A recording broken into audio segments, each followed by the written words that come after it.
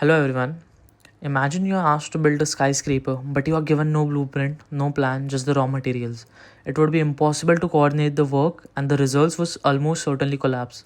The same is true for software. I am Om Singh Pawar, and I am going to present why design concepts and models are essential building blocks for software systems. Without a clear design, software projects quickly become chaotic, unreliable, and costly. That is why design concepts and design models form the foundation of software engineering today. I'm going to explain what these concepts are and how they guide us in building reliable systems that users love to interact with, and how design models transform abstract requirements into practical blueprints that developers can implement. Starting out with design and why it is necessary and what it means. Design in software engineering is not coding at all. It is the disciplined process of converting requirements into a structured plan that tells us how the software will look, how it will behave, and how different parts will interact. A good design prevents costly errors before coding even begins and ensures that both developers and testers have a clear guide to follow. In other words, design is the bridge between understanding what the user or the customer wants and actually delivering a working, a good looking, and a very efficient product. The material we are studying introduces several important design concepts, which include abstraction, refinement, modularity, architecture, design patterns, information hiding, functional independence, cohesion coupling, and finally refactoring. Each of these concepts play a unique role, but together they provide the principles that make software reliable and maintainable. Let us start with abstraction. A modular solution to any problem can be posed at many levels of abstraction. At its highest level, a solution is stated in broad terms using the language of the problem environment. At its lower levels, a more procedural orientation is taken. Each step in software process is a refinement in the level of abstraction of the software solution. Abstraction basically means explaining the working of the software model or its design in simple terms without going into final details.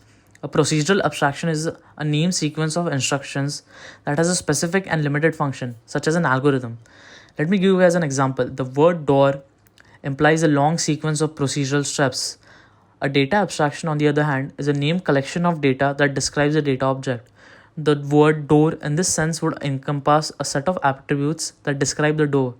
Finally, control abstraction implies a program control mechanism for coordinating activities.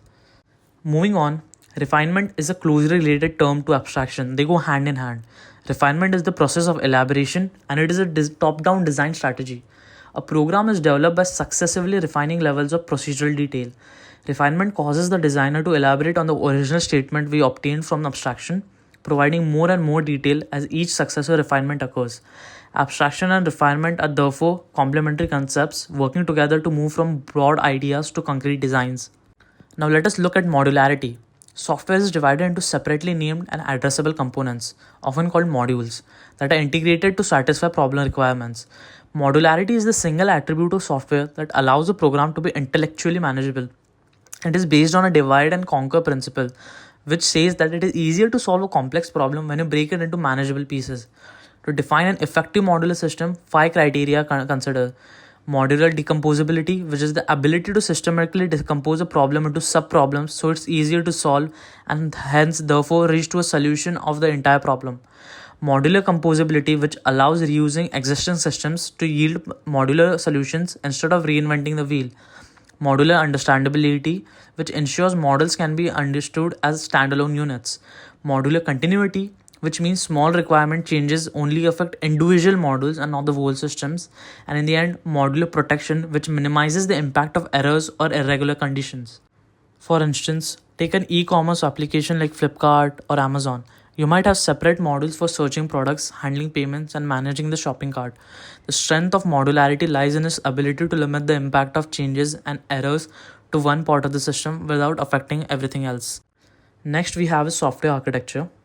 Architecture is the overall structure of the software. It represents the hierarchical structure of the components, the manner in which they interact, and the structure of the data that they use.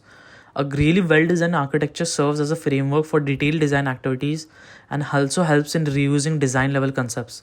Properties of architectural design include structural properties which define the components of a system and their interactions, extra functional properties such as performance, reliability, security, and adaptability, which draw upon repeatable patterns that are commonly encountered in designing similar systems. Architectural models can also be used, such as structural models, framework models, dynamic models, process models, and functional models, each addressing a different perspective of the system's design. Patterns are very crucial. A design pattern describes a design structure that solves a particular problem within a specific context. The intent of each design pattern is to provide a description that enables the designer to determine whether the pattern is applicable to the current work, whether it can be reused, and whether it can serve as a guide for developing a similar but functionally or structurally different pattern. Another important pair of concepts is information hiding and functional independence. Information hiding means that each module exposes only what is necessary and keeps its internal details private. This protects the rest of the system from errors or changes inside one module. Functional independence means that each module does just one thing and interacts as little as possible with others. Together, these principles reduce the risk of error spreading across the system.